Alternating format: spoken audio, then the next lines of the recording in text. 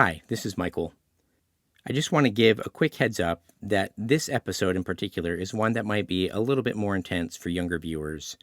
In particular, this one dips into the question of what happens if an entire town or group of people give themselves over to the worship of the devil.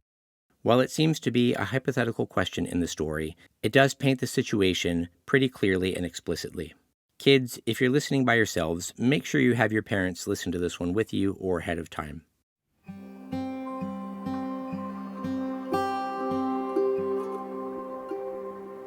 Welcome to New American Mythos, where old stories are kindled like firelight, and we gather round to remember the tales that shaped us. Tonight's tale leads us deep into the woods, but not just any woods. These are the wilds outside Salem Village, where the forest is thick with both trees and meaning. And the man about to venture in is young Goodman Brown, a newlywed, a believer, and a citizen of a Puritan world still teetering on the edge of the old and the new. For context, when we talk about the word Goodman, this was the word for the male head of a household. Wives at this time were referred to as goodwife or goody. Written in 1835, Nathanael Hawthorne's Young Goodman Brown draws us into the Salem woods and into the heart of spiritual America. Beneath its Gothic surface is a tale of inheritance, disillusionment, and the fragile line between appearance and reality. In these New England shadows, the American soul wrestles with its faith and its fear. Hawthorne, who was himself a descendant of Puritan magistrates, confronts the legacy of sin, judgment, and suspicion passed down from that intense spiritual lineage. It is easy to forget just how young this country was, and how unformed. In the late 17th century, the American colonies were more than a frontier of land. They were a frontier of belief, identity, fear. The forest was not merely wilderness, but a kind of mythic abyss, a place into which European settlers projected their demons, and where old world faiths collided with the landscape's untamed strangeness. Here, the encounter between inherited Christian cosmologies and the mystery of the New World gave rise to a darker folklore, where witches gathered, shadows moved, and salvation could be lost in a single night. Goodman Brown's journey, then, is not simply through the trees. It is a descent, a spiritual crossing into the underside of the American conscience. Whether dream or vision, the path he walks reveals what lies beneath the moral order, doubt, duplicity, and the fragile hope that someone, somewhere, might still be good. Some say that Goodman Brown's journey is just a dream. But dreams reveal what stories cannot say aloud. Beneath the surface of his walk lies a deeper question. What happens to a nation's soul when every heart, every home, and every hero seems touched by secret sin? As we saw in The Minister's Black Veil, this is a question that haunted Hawthorne's America, and one that continues to haunt our own. It is the same question many ask today, in an age where suspicion rises and the moral vision falters.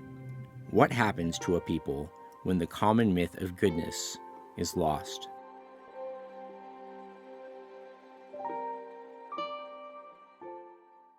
Young Goodman Brown by Nathanael Hawthorne. Young Goodman Brown came forth at sunset into the street of Salem Village, but turned back after crossing the threshold to exchange a parting kiss with his young wife. And Faith, as his wife was aptly named, put her own pretty head into the street, letting the wind play with the pink ribbons of her cap, while she called to Goodman Brown. "Dearest heart," she whispered softly and rather sadly when her lips were close to his ear, "please put off your journey until sunrise and sleep in your own bed tonight. A lone woman is troubled with such dreams and thoughts that she's afraid of herself sometimes. Pray, stay with me this night, dear husband, of all nights in the year." "My love and my faith," replied young Goodman Brown, "of all nights in the year, this one night I must stay away from you. My journey, as you call it, there and back again, must be done between now and sunrise. What, my sweet pretty wife, do you doubt me already, and we but 3 months married? Then, God bless you, said Faith with the pink ribbons, and may you find all well when you come back. Amen, cried Goodman Brown. Say your prayers, dear Faith, and go to bed at dusk, and no harm will come to you. So they parted, and the young man went on his way until, just as he was about to turn the corner to the meeting house, which was the church building, he looked back and saw the head of Faith still peeking after him with a melancholy air, in spite of her pink ribbons. Ah, poor little Faith, he thought, for his heart struck him with guilt. What a wretch I am to leave her on such an errand. She talks of dreams, too. I thought as she spoke there was trouble in her face, as if a dream had warned her what kind of work is to be done tonight. But no, it would kill her to think it. Well, she's a blessed angel of heaven, and after this one night, I'll cling to her skirts and follow her to heaven. With this excellent resolve for the future, Goodman Brown felt himself justified in hurrying onward with his present evil purpose. He had taken a dreary road, darkened by all the gloomiest trees of the forest, which barely stood aside to let the narrow path creep through, and closed up immediately behind him. It was as lonely a place as could be imagined. And there is this peculiarity in such solitude, that the traveler does not know who may be concealed among the countless trunks and thick branches overhead, so that, though walking alone, he may still be passing through an unseen multitude. There may be a devilish Indian behind every tree, said Goodman Brown to himself, and he glanced fearfully behind him as he added, What if the devil himself should be at my very elbow? His head turned back. He passed a bend in the road and, looking forward again, saw the figure of a man, in grave and decent attire, seated at the foot of an old tree. The man rose at Goodman Brown's approach and walked onward beside him. You are late, Goodman Brown, said he. The clock of the Old South was striking as I came through Boston, and that was a full 15 minutes ago. Faith kept me back a while, replied the young man, with a tremor in his voice, caused by the sudden appearance of his companion, though it had not been wholly unexpected. It was now deep dusk in the forest, and darkest in that part where the two were walking. As nearly as could be made out, the second traveler was about 50 years old, apparently of the same social standing as Goodman Brown, and bearing a strong resemblance to him, more in expression than in features. Still, they might have been taken for father and son, and yet, although the elder was as simply dressed as the younger, and equally modest in manner, he had an indescribable air of worldliness, as one who would not have felt out of place at the governor's dinner table, or in King William's court, if ever his business should have called him there. But the only true remarkable thing about him was his staff, which bore the likeness of a great black snake, so artfully carved that it almost appeared to twist and wriggle like a living serpent. This, of course, must have been an optical illusion, aided by the dim light. Come, Goodman Brown, cried his fellow traveler, this is a dull place for the beginning of a journey. Take my staff if you're already weary. Friend, said Goodman Brown, coming to a full stop, having kept the promise to meet you here, it is now my intention to return from where I came. I have scruples regarding the matter that you know of. Is that what you say? Replied the man with the serpent staff, smiling faintly. Let us walk on, nevertheless, reasoning as we go, and if I do not convince you, you shall turn back. We are but a little way into the forest yet. Too far, exclaimed Goodman Brown, unconsciously resuming his walk. My father never went into the woods on such an errand, nor his father before him. We have been a race of honest men and good Christians since the day of the martyrs, and shall I be the first of the name of Brown to take this path and keep such company, you would say?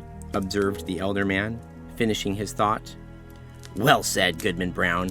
I have been as well acquainted with your family as with any among the Puritans, and that's no small thing to say.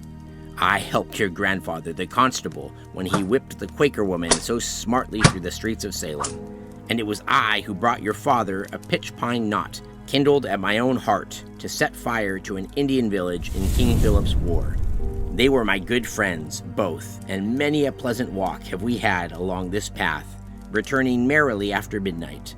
I'd gladly be friends with you for their sake." "If it is as you say," replied Goodman Brown, "I marvel they never spoke of these matters. Or, no, perhaps I do not marvel, for even the smallest rumor of such things would have driven them out of New England. We are a people of prayer and good works besides, and do not tolerate such wickedness." "Wickedness or not," said the traveler with the twisted staff, "I have a very general acquaintance here in New England. The deacons of many a church have drunk the communion wine with me. The selectmen of various towns make me their chairman, and a majority of the great and general court are firm supporters of my cause. The governor and I, too, but those are state secrets." "Can this be so?" cried Goodman Brown, staring in amazement at his unshaken companion. "Still, I have nothing to do with the governor and council. They have their own ways and are no example for a simple husbandman like me. But were I to continue on with you, how could I meet the eye of that good old man, our minister at Salem Village? Oh, his voice would make me tremble on both the Sabbath and lecture days." Until now, the elder traveler had listened with proper gravity, which means seriousness. But now he burst into a fit of irrepressible laughter, shaking himself so violently that his snake-like staff seemed to wriggle in sympathy. "Ha ha ha ha!" shouted he again and again. Then, composing himself, he said, "Well, go on, Goodman Brown, go on, but pray don't kill me with laughing." "Well, then, to end that matter at once," said Goodman Brown, considerably irritated, "there's my wife, Faith. It would break her dear little heart, and I'd rather break my own." "Nay, if that is the case," answered the other, "then go your way, Goodman Brown. I wouldn't, for 20 old women, just like the one hobbling there ahead of us, let any harm come to Faith." As he spoke, he pointed his staff at a female figure on the path, whom Goodman Brown recognized as a very pious and exemplary dame. Dame means woman. One who had taught him his catechism in youth and remained his moral and spiritual advisor, along with the minister and Deacon Gookin. "A wonder truly that Goody Cloyce should be so far in the wilderness at nightfall," said Goodman Brown. "But with your permission, friend, I'll take a shortcut through the woods until we've left this Christian woman behind. Being a stranger to you, she might question whom I was walking with and where I was going."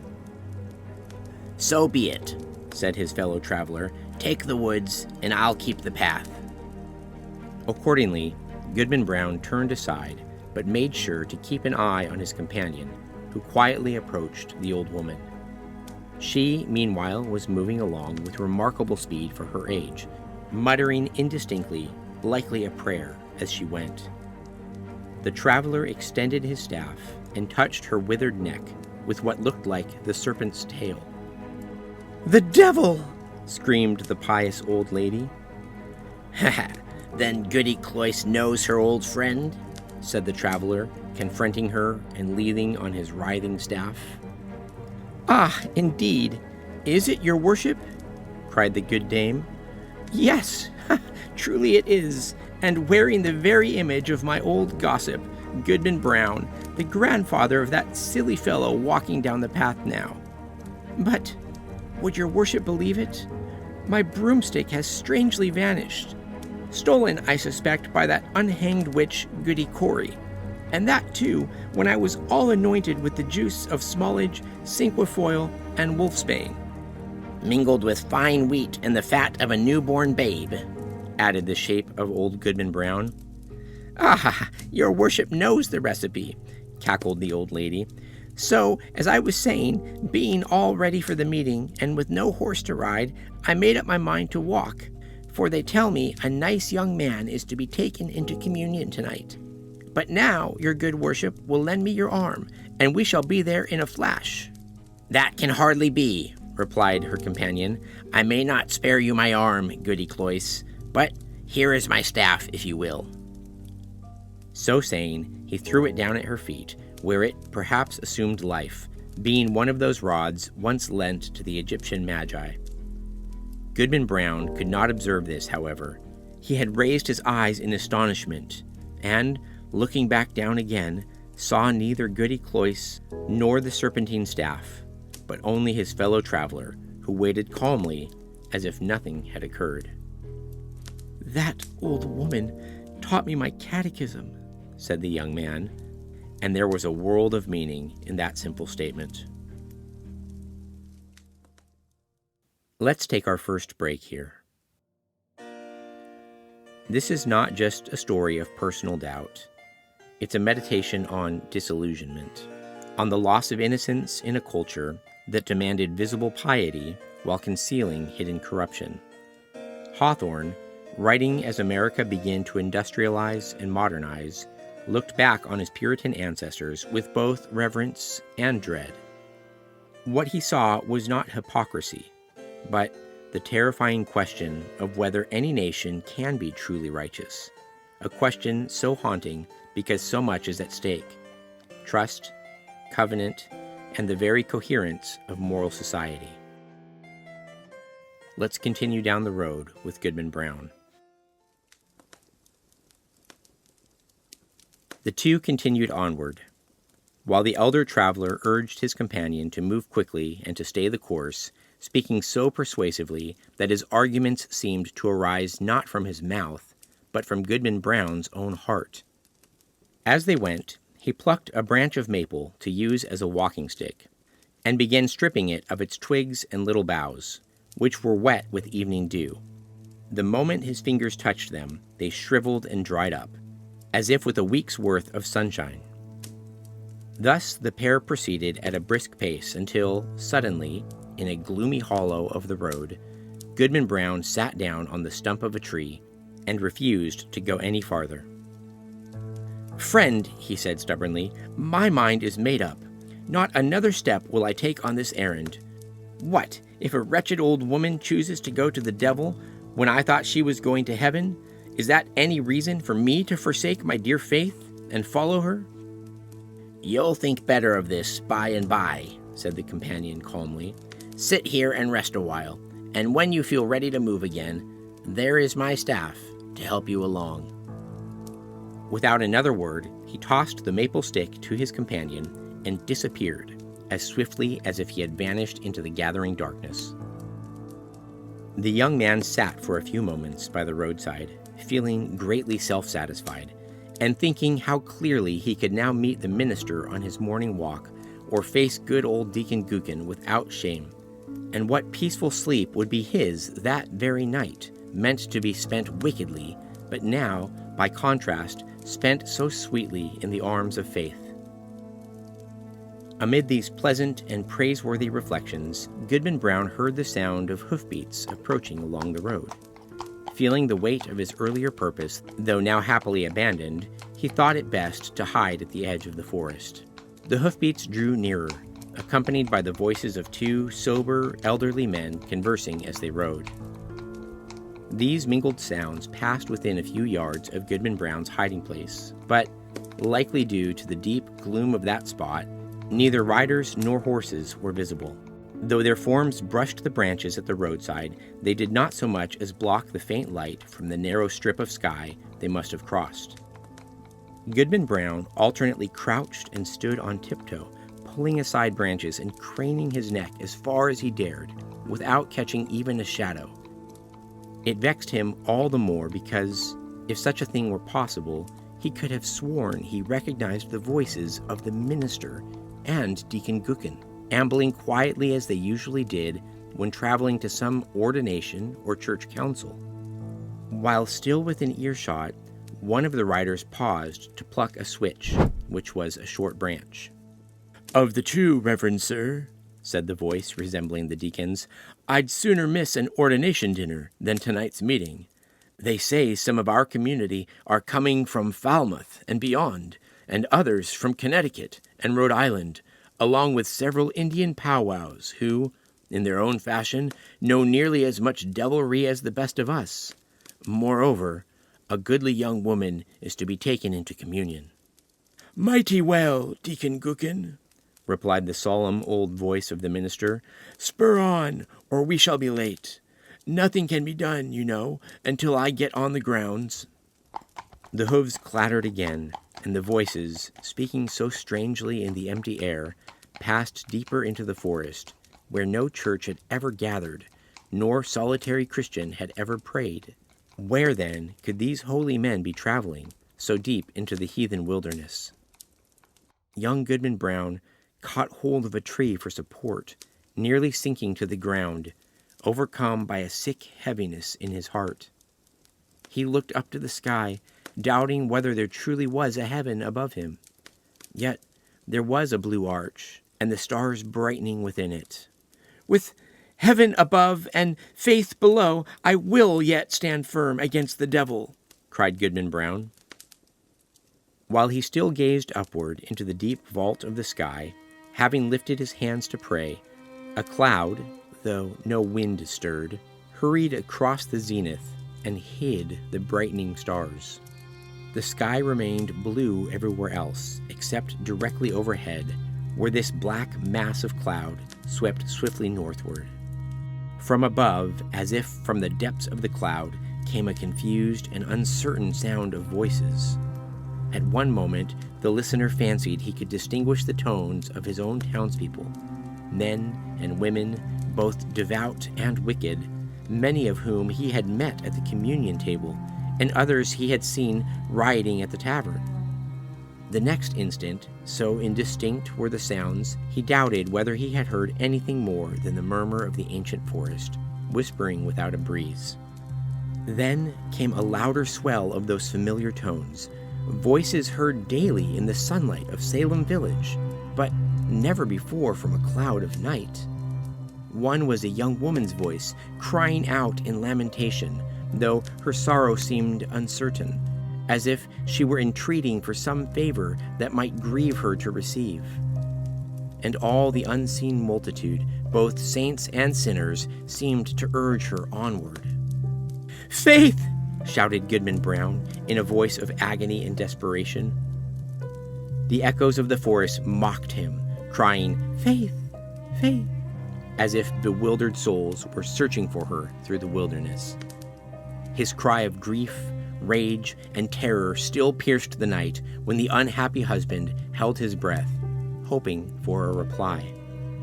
There was a scream, instantly drowned by a louder murmur of voices, fading off into far-off laughter as the dark clouds swept away, leaving the clear and silent sky above Goodman Brown. But something fluttered lightly down through the air and caught on the branch of a tree. The young man seized it and saw it was a pink ribbon. "My faith is gone," he cried after a stupefied moment. "There is no good on earth, and sin is but a name. Come, devil, for the world is given to you."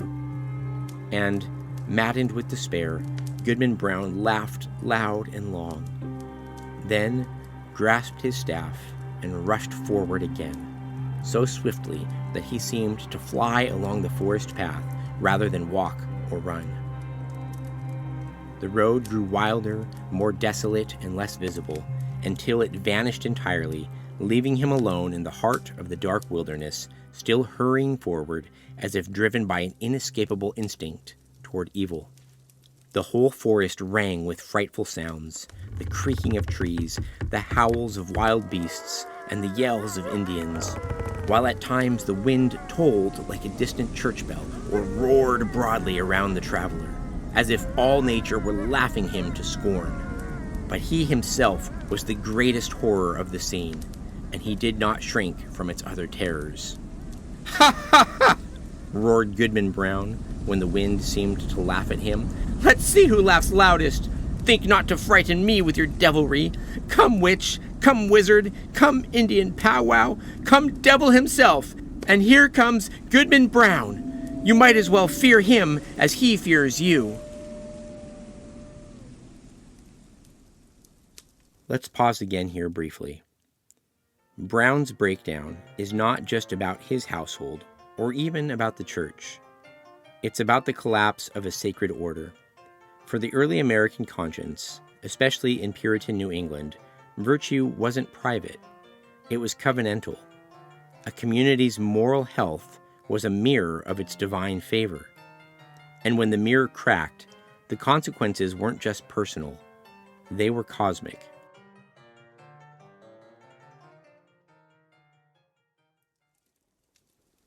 Let's return to the story.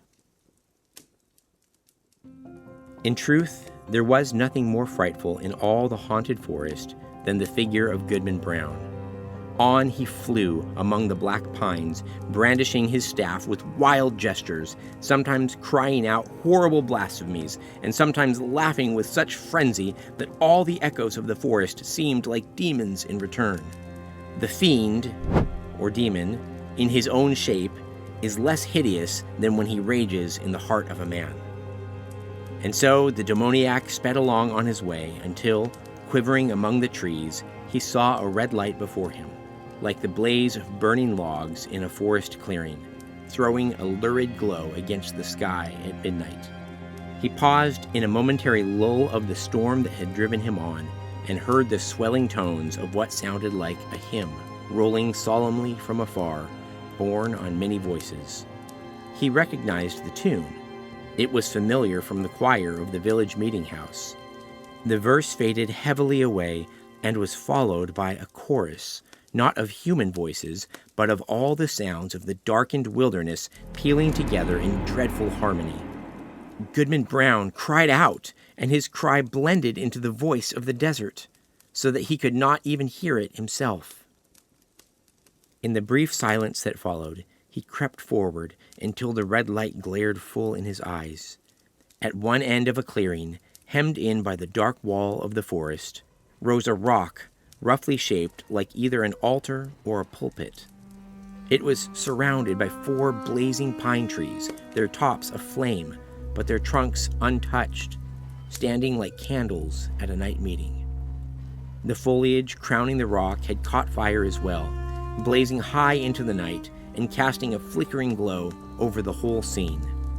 Every hanging twig and leafy garland was in flames. As the red light rose and fell, a large congregation was alternately revealed and hidden, appearing to materialize out of the darkness and to fill the heart of the solitary woods at once. "A grave and dark-clad company," quoted Goodman Brown. And indeed they were. Among them, flickering back and forth between shadow and firelight, appeared faces that would be seen the next day at the council board of the province, and others that, Sabbath after Sabbath, looked devoutly heavenward and kindly upon the crowded pews from the holiest pulpits in the land. Some claimed that the governor's lady was there. At the very least, there were high-born women well known to her, and the wives of honored husbands, and widows in great number, and ancient maidens, all of excellent reputation, and fair young girls who trembled lest their mothers might see them there. Either the sudden bursts of light bedazzled Goodman Brown, or he truly recognized a score of church members from Salem village, renowned for their particular holiness. Good old Deacon Gookin had arrived and now stood at the side of that venerable saint, his own revered pastor. But mingling irreverently with these grave, reputable, and pious people, these church elders, these modest wives and innocent maidens, were men of dissolute life and women of ill repute, wretches sunk in every low and filthy vice, and even suspected of dreadful crimes. It was strange to see that the righteous did not shrink from the wicked, nor were the sinners ashamed in the presence of the saints. Scattered among their pale-faced enemies stood the Indian priests, or powwows, who had often terrified their native forests with even more hideous enchantments than any known to English witchcraft. But where is faith? Thought Goodman Brown, and as a flicker of hope entered his heart, he trembled. Another verse of the hymn arose, a slow and mournful strain, such as the devout often cherish, but with lyrics expressing all that human nature can conceive of sin, and hinting darkly at still deeper mysteries. The knowledge of demons is beyond mortal reach. Verse followed verse, and still the chorus of the wilderness swelled between them like the deepest tone of a mighty organ. And with the final peal of that dreadful anthem, there came a sound as if the roaring wind, the rushing streams, the howling beasts, and every other voice of the untamed wilderness were all mingling in harmony with the voice of single man, paying homage to the Prince of all. The 4 blazing pine trees shot up taller flames and cast strange shapes and faces of horror into the smoke above the impious assembly. At the same moment, the fire on the rock burst forth and formed a glowing arch over its base, beneath which appeared a figure. With reverence be it spoken, the figure bore no small resemblance, in both dress and bearing, to some respected pastor of the New England churches. "Bring forth the converts!" cried a voice that echoed through the clearing and into the forest. At that command, Goodman Brown stepped out from the shadow of the trees and approached the congregation, toward whom he now felt a loathsome kinship, bound by the sympathy of all that was wicked in his own heart. He could almost have sworn that the shape of his dead father beckoned him onward, peering down from a smoke wreath overhead, while a woman with a sorrowful and shadowy face reached out a hand to hold him back. Was it his mother? But he had no power to retreat, not even in thought, when the minister and good old Deacon Gookin seized him by the arms and led him to the blazing rock. There, too, came the slender form of a veiled woman, guided between Goody Cloyce, that pious catechism teacher, and Martha Carrier, who had once received the devil's promise that she would be queen of hell. A fierce hag she was. And there stood the 2 converts beneath that fiery canopy. "Welcome, my children," said the dark figure, "to the communion of your race. You have discovered, at so young an age, both your nature and your destiny. My children, look behind you." The 2 turned, and, flashing forth in what seemed a sheet of flame, the devil worshippers were all revealed. The smile of welcome glowed darkly on every face. There, continued the black-clad figure, "are all whom you have revered since your youth. You believed them holier than yourselves, and shrank from your own sins when you compared them with the lives of righteousness and prayer they all seemed to lead. Yet, here they all are, in my worshipping assembly. This night you shall learn their secret deeds, how gray-bearded elders of the church have whispered lewd words to the young maids of their households, how many a woman, yearning to be a widow, has given her husband a sleeping draught at bedtime and let him die on her breast, how sons have hurried their fathers to the grave to gain their inheritance, and how fair young girls, blush not, sweet ones, have dug small graves in the garden and invited me, the only guest, to an infant's funeral. By the sympathy of your hearts for sin, you shall discover all the places, whether in church, bedchamber, street, field, or forest, where crimes have been committed, and you shall rejoice to see the whole world a single stain of guilt, one great blood spot.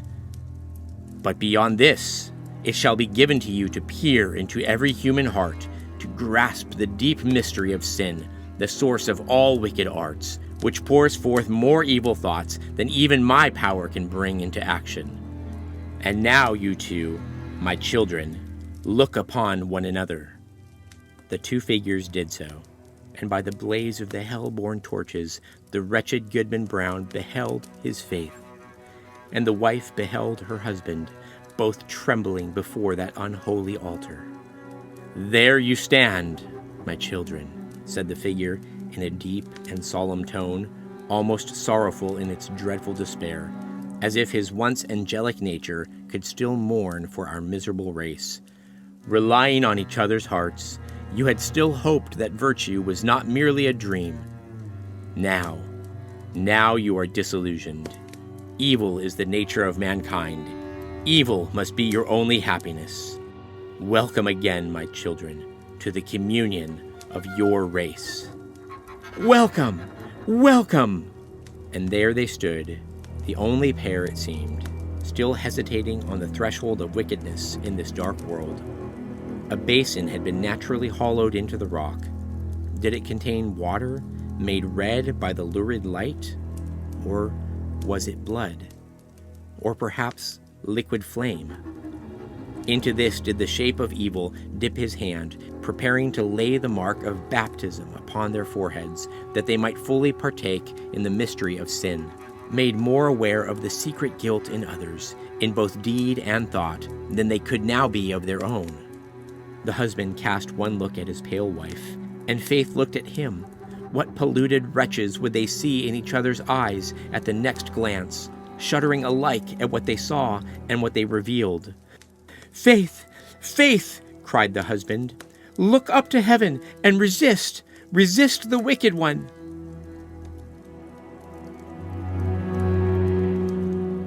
Whether Faith obeyed, he never knew. Scarcely had he spoken when he found himself alone, beneath the calm sky, listening to the wind's roar as it faded heavily through the forest. He staggered against the rock and found it cold and damp, while a twig that had once been aflame now brushed his cheek with the coldest dew. Let's pause one last time here.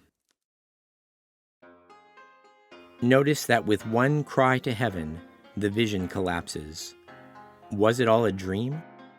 Hawthorne never says, but he knew something of national memory, the kind that lingers even if the facts are unclear. Goodman Brown emerges from the forest changed, distrustful, disenchanted. And here lies the deeper wound. Not that sin exists, but that Goodman Brown cannot name it without unraveling the world. In his paranoia, Brown will now become less a moral man and more a haunted one. Suspicion of others will become his creed. His moral imagination collapses, and with it, his joy. And this always is the temptation of the devil, to make us less concerned about our own errors and sins, and more concerned about the blame that we can lay on others. Let's finish the story. The next morning, Goodman Brown walked slowly into the street of Salem Village, looking around like a bewildered man. The good old minister, strolling through the graveyard to gain an appetite for breakfast and meditate upon his sermon, gave Goodman Brown a blessing in passing. But Brown recoiled from the venerable saint as if avoiding an anathema. Old Deacon Goodman was engaged in family worship, and the holy words of his prayer drifted out through an open window. "What God does that wizard pray to?" muttered Goodman Brown. Goody Cloyce, that excellent old Christian woman, stood in the early sunshine at her window, catechizing a little girl who had brought her a pint of morning milk.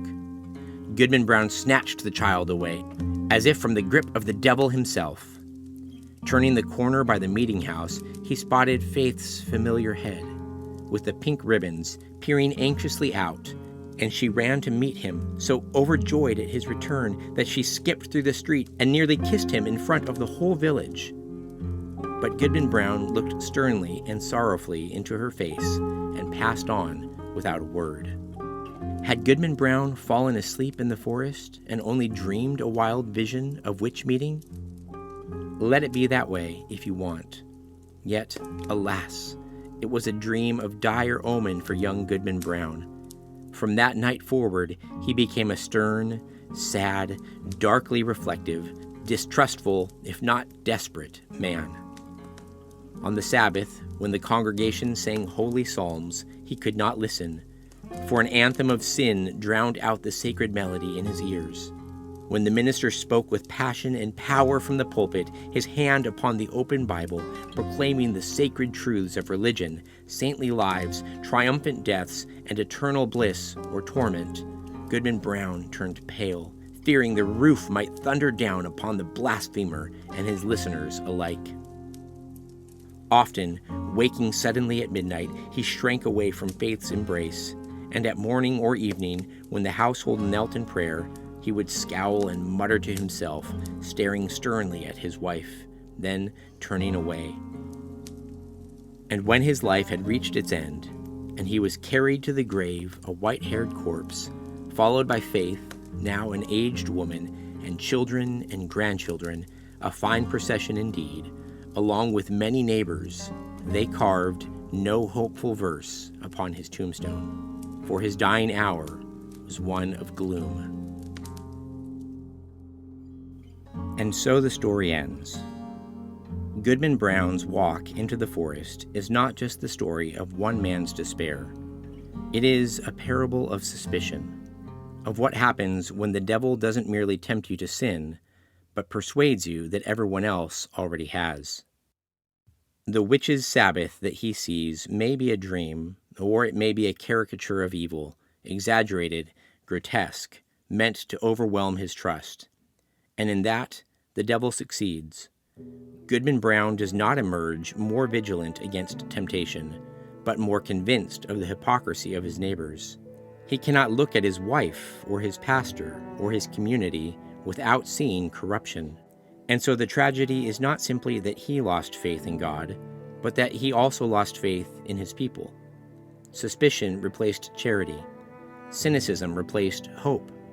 And once that seed is planted, what happens to a town, to a nation? How can a people endure if they no longer believe that goodness is possible or that grace might still break through?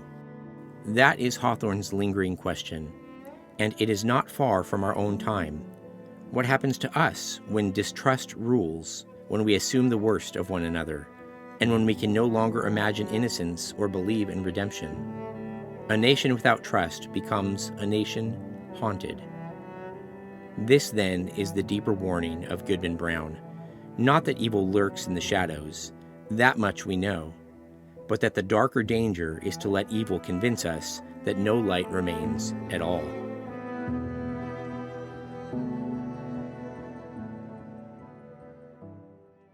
Join us next week for our season conclusion, as we gather the threads of all of these stories into one reflection on the haunted inheritance of America's Northeast. For those who support us on Patreon, 2 bonus episodes also await. New tales that carry their own strange lessons, and I think you'll find them worth the listen. It's not too late to go over to Patreon and join. And then, looking forward, a new journey begins. In January, Season 2 arrives, titled Echoes of Albion. This will be a return across the sea to the myths we brought with us. Tales of virtue, exile, Christian heroism, and lost kingdoms. From Sir Gawain and the Green Knight, to the Fairy Queen, to the mystical dream of the Rood. We'll ask, what kind of faith built the world we left behind? What did we inherit? And what must we recover? Until then, keep your lamp lit. Thank you again for listening to New American Mythos. If these stories have stirred something in you, one of the best ways to support the show is by joining our community on Patreon. As mentioned, we're coming right up to the end of Season 1. If you are a Level 2 Patreon supporter, this season's separate audiobook project, Washington Irving's short novel, Old Christmas, will be available for you to download on Patreon next week. Regular listeners will be able to download it from Audible shortly. As a reminder, at our first tier on Patreon, you'll receive early access to all episodes of future seasons, plus the 2 bonus exclusive episodes at the end of each season, including this one. The one perk that I do want to draw attention to right now is that for our top tier patrons, you'll be receiving a signed, limited edition, book form copy of all the myths from this season. This will be illustrated, have introductions, and will be full of many helpful footnotes and annotations. Those limited editions will be mailed out very soon, and after that, it will be too late to get the limited edition. A non-limited edition of this book will be available for purchase a little later on for any regular listener. Your support really does keep the lantern lit and ensures that these old stories can speak anew. Thank you for walking this road with us.